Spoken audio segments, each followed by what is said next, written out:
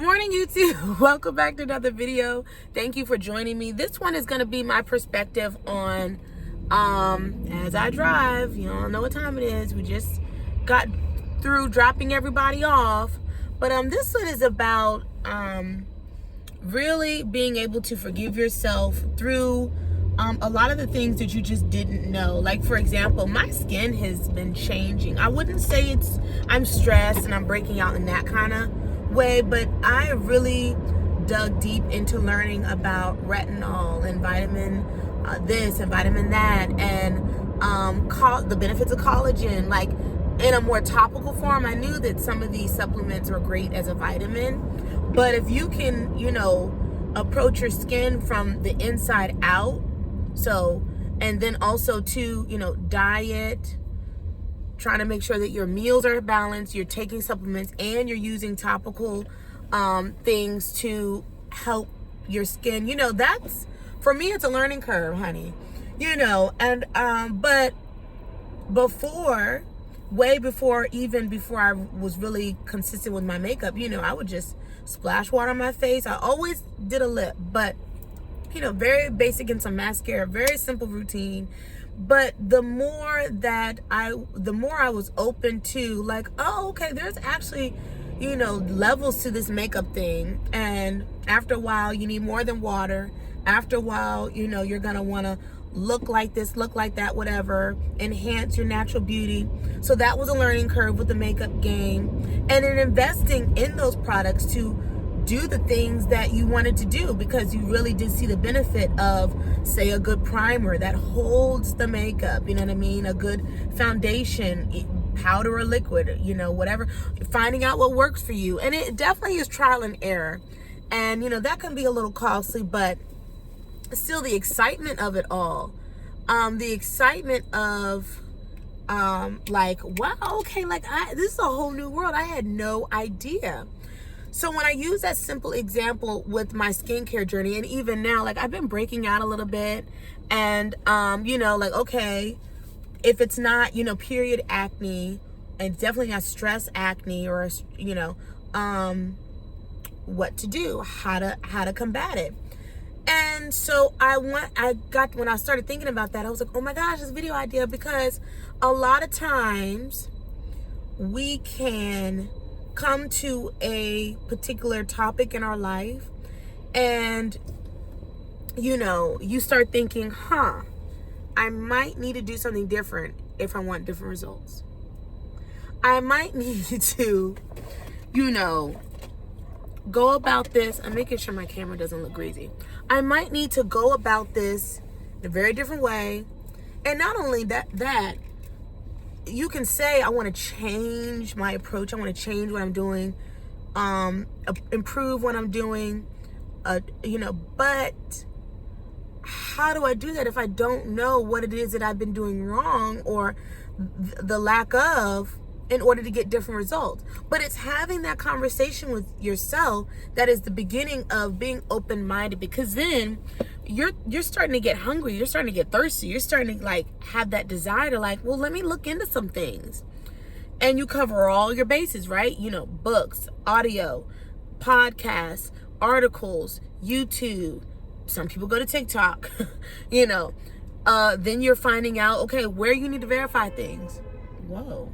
Where you need to, I swear, y'all been hearing the most with me in these car diaries, these car chronicles. But anyway, so, and then this whole new world opens up with information overload. And, in your excitement, you're going to, you may start, again, you may need to invest in some new things. You may need to change mindset, old habits. You're going to figure out through this research you're doing what your new approach is going to be. And then, and again, you're excited. And sometimes these are the other emotions that come up. You're going to get overwhelmed. Okay. You're going to be like, oh my God, this is so much change. Hold on, let me hold y'all. There's going to be so much change. Can I do it? Can I stick with it? Is this possible? Is this, am I capable of this amount of, change? Okay. Then you're going to sometimes be so afraid of the results. And that ties into self-sabotage because it may sound crazy. Like, why would I be afraid? Why would I do that? But the thought of having whatever it is be different, better, resolved behind you, it can be like, could it really be like, not like yes and no, like and then you'll fall off, or you're not consistent, or for whatever reason you don't do what you want to do or said you were going to do, and you kind of have to start all over. But the self-sabotage sometimes is not as intentional as we think. It really is deep-rooted, and you have to work through those things. And what was the last emotion that happens is frustration and grieving the fact that you didn't know it sooner.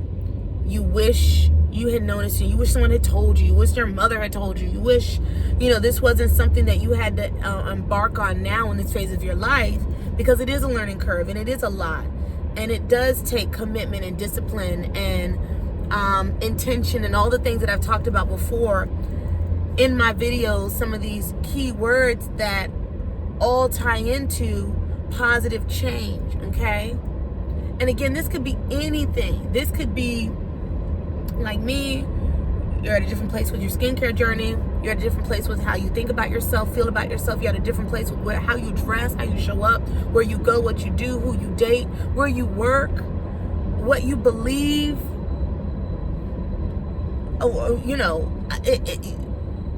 There's nothing off the table. And then what you're also going to find is that this is a very personal journey. And even though you're excited, and even though you're like, okay, this is my thing, it's not for everyone, and everyone's not going to understand, and everyone's not going to get it. So you may want to like shout it from the rooftops, like, girl, oh my God, let me tell you what I've been doing, but sometimes it's not well received because they're not ready. They just splash water on their face. They don't want to get up extra early and have a 20-minute skincare routine and an evening routine and a makeup routine and a pre this and a pre that and a prep this and a prep that, on top of the financial investment that it takes to start taking better care of your skin, using better products, or finding dupes, and research, and all the things, or even scheduling an appointment with a dermatologist. I mean, it becomes a job, it becomes a career. Okay, but if you don't do it for yourself, who will do it? Who will give you the benefits and the outcomes that you want? Okay, so you might get a mixed reactions. For the ones that are really for you, they might be like, well, that's great, that's good for you, I'm so happy for you. And you be like, you should try it. And then they'd be like, well, what I'm doing is working for me, blah blah blah. You gotta find that balance with your overexcitement and trying to bring everybody along and bring everybody up with you, because A, it's not their journey. B, they may not be ready. C, they may have something that works great for them because we're all different.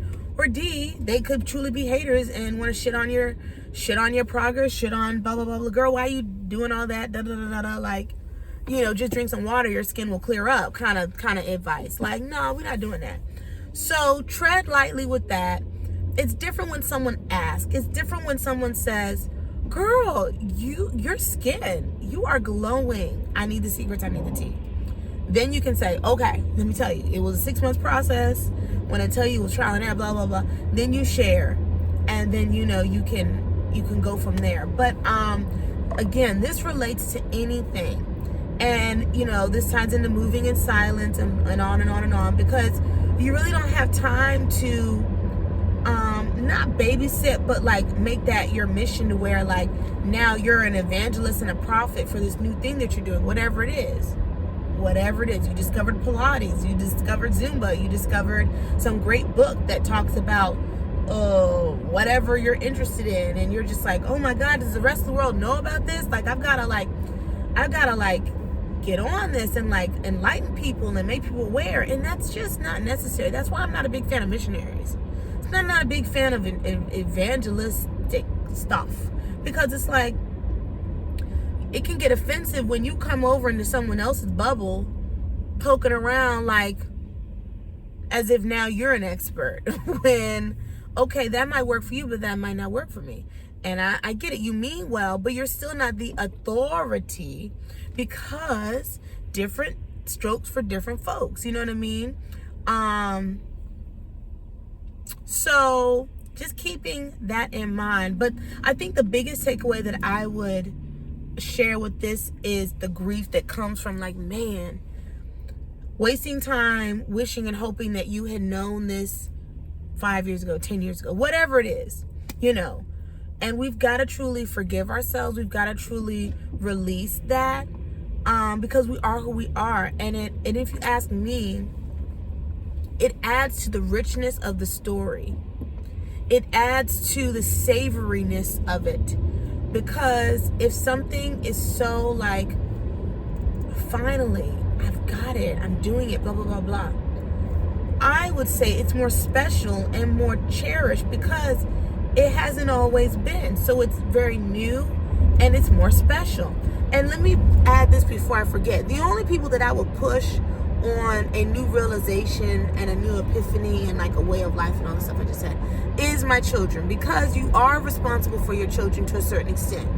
You are responsible for even the conversations that say, hey, guess what? You remember when y'all were 15 and XYZ and we were going through this at this particular time in our life, and I kind of dropped the ball with teaching you something that I realized much later.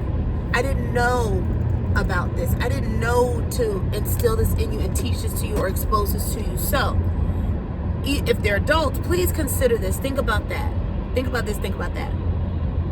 Because when I did this, when I added this to my life, it did this, it did that, it enhanced me, and it improved me, it made me better, it made me stronger, it made me wiser. You know what I mean? Only with children would I push and be like, heed my words. When your mother started investing in her skincare at 34 years old, you gotta do it because your skin changes. You gotta, you gotta kind of reverse some things, and as you age, you need more to stay healthy. You need more to do the. So don't be like me and wait till you're 34. Start when you're 25. You know what I mean? So yeah, my children is totally different, totally different. But I would say beyond that, and even with adult children, you still have to respect their decision. Now, I'm a big believer in the seed being planted. All that simply means is you put the bug in their ear, it's been crawling around their head, because I remember things that my mother told me that I drew from. I didn't want to listen. I didn't care. It wasn't really something that interested me, but I did know, and I do remember. And then I would hear her, literally, I would hear her voice in my head telling me, Ashley, da-da-da-da-da-da, and I'm like, okay, well, here we are, 15 years later, here we are, 20 years later, all right. And I will tell her, I will call her on the phone and be like, you know what happened? This, that happened. And I heard your voice. And it's bittersweet now because my grandma's the same way. My grandma used to worry a lot. She also was a Virgo. And, she'd be like, Lord, you're going to keep me on my knees praying for your safety and things like that. I said, no, because I thought you believe that, our prayers are steadfast and solid. And so you don't need to keep repraying the same prayers. Once it's out, it's up. And I've been covered from the day I was born. I know you've got prayers over me and my children. So what you still repeating yourself for? It's done. It's signed, sealed, delivered. I would mess with her. I said, stop worrying. I'm fine. That's why I'm still here. That's why I'm still okay. That's why I'm still not worried by this stuff. That's why, you know what I mean? I would tease her all the time. And she'd be like, you right. God has never failed. I said, God never fails. And God is always doing things in order in divine time and all sorts of stuff. I'd give her that fluffy talk. Like, I believe in it. I trust it. I don't go to church. I don't particularly care to sit in front of a pastor that's reading the same book I could read, but I believe. And I hear your voice, and I hear your caution of not getting gas at night, not, whatever. So, but anyway, just to reiterate, forgive yourself for where you were at the time and knowing what you know. Thank yourself and cherish the fact that you now arrived at a point where you are open-minded, you are doing your due diligence. And let me go back to due diligence. Inspiration stories and content creators and influence is great. If it wasn't for me getting a taste and a tidbit and a like, wow, there's people doing certain things that I've never thought about, I never considered, I would not be hip and I wouldn't have dug deeper and done my own research. You understand? So it's deeper than just taking someone's word for it. It's deeper than just saying, I saw it on TikTok, it must be true. You still got to go back and do your due diligence. You are responsible for you. You are responsible for your success. You are responsible for the failures that lead to lessons to continue to improve. You are responsible for the things that you settle for, the things that you don't do. You're responsible for the things that you know and chose to do with the information as you saw fit. You know what I mean? So the due diligence is really, really big. You can't just hear something and believe it off the top of your head. If I put on a lab coat and say it's doctor recommended, you all should be like, you're okay, you're saying you're a doctor, but I'm gonna go and find some reputable and tried and true sources of information. Y'all remember the libraries? Y'all remember them guides and journals and articles, and like you had to really go to the root. Then you had to get multiple references. Then you had to cross-check your stuff. Then you might even be challenged. Y'all remember them papers where you were in the library for hours comparing opposing opinions, comparing the data, why this information supports this and why the information also could say differently. And then you form your decision and your belief based on your own research. Because no one can still come back and be like, you're right and I'm wrong, or you're wrong and I'm right. That's the beauty of it. That's the beauty of it. But you've determined that for yourself. You decided that for yourself. You Googled a skincare product. You did the research. You found out what the benefits were, what the risks were, the pros and cons. Do they do animal testing? Where did it originate from? When it's supposed to, how long it's supposed to take to do whatever you wanted to do to your skin. Like, then you decide if you're going to try it or not. Then you give it a test period. And if it doesn't work, you toss it. If it works, you keep it. You got to do this with men. You got to do this with financial strategies. You got to do this with careers. You got to do this with everything in your life. You decide, I am responsible and I am going to do it all in phases, gently, calmly, not get overwhelmed, not get upset, not get all in a tizzy because it's so much. Because what's the alternative? Staying mediocre, staying where you've been, getting the same results, getting no results, or just, getting along to get along. And we ain't for that. So anyway, good luck to you. I appreciate all the views. Thank you for subscribing and liking and watching. I see the little numbers go up. I try not to be too obsessive with it. But anyway, I hope you guys have a great Valentine's Day. Oh my God, it's Valentine's Day. Duh! Happy Valentine's Day! And until the next one, peace. Bye.